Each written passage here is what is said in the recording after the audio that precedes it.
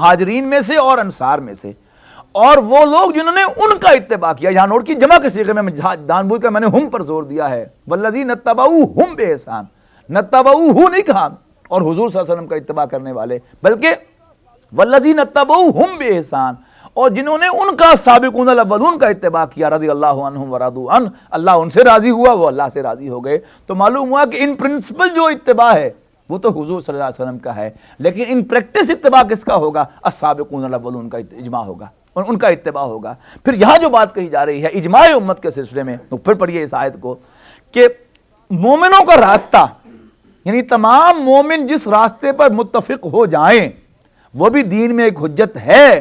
اور جو شخص کوئی ایکسکلوسیو رائے جو ہے سب سے علیحدہ ہو کر بناتا ہے، خواہ وہ کتنے ہی دلائل جو ہے وہ سیرت سے اور سنت سے اور کہاں سے لے کر آئے، لیکن اگر وہ امت کے اجماع سے ہٹا ہوا ہے، اس راستے سے ہٹا ہوا ہے جس کو بحیثیت مجموعی امت نے اختیار کیا ہے، تو وہ کوئی ہو، وہ غلام احمد پرویز ہوں یا مرزا غلام احمد قادیانی ہوں یا چکڑالوی ہوں یا کوئی ہوں، کسے باشد، بڑے سے بڑا شخص جو ہے وہ امت میں شامل قرار نہیں پائے گا. کیوں؟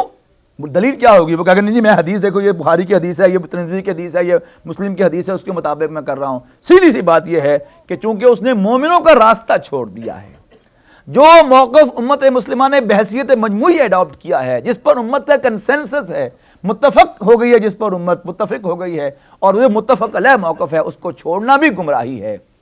اب پڑھیے اس آیت کو، وَمَن يُشَاقِقِ الرَّسُولَ، اور جس نے مخالفت کی رسول کی، من بعد ما تبین لہ الہدی، اس کے بعد کہ اس پر ہدایت واضح ہو گئی.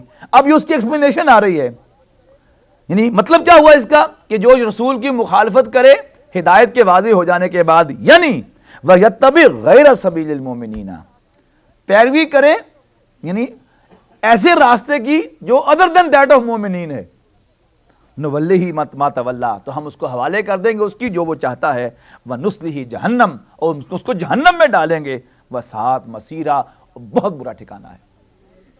ہمارے جو اختلاف ہوا ہے، یاد رکھیے گا، ایک طویل عرصے تک ہماری امت متفق رہی اس بات پر، اجماع امت پر.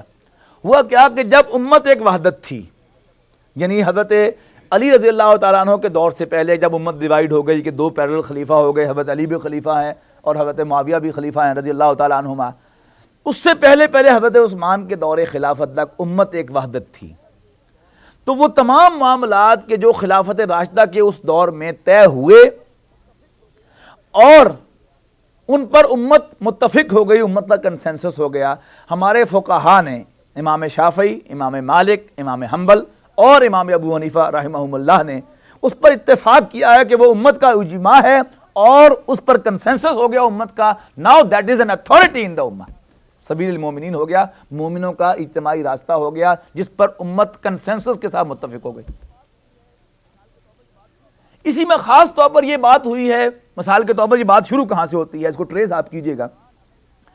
نبی اکرم صلی اللہ علیہ وسلم نے قرآن ہمیں اس فارم میں نہیں دیا تھا. دیا تھا؟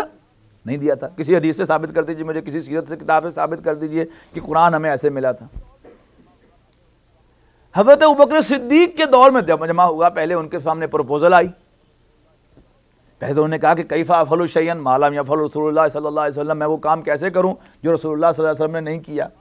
پھر جب انہیں کنونس کیا گیا، ان کا دل مطمئن ہوا اور تمام امت اس نے ایگری کر دیا اس مسئلے پر، تو انہوں نے پھر وہ کر دیا.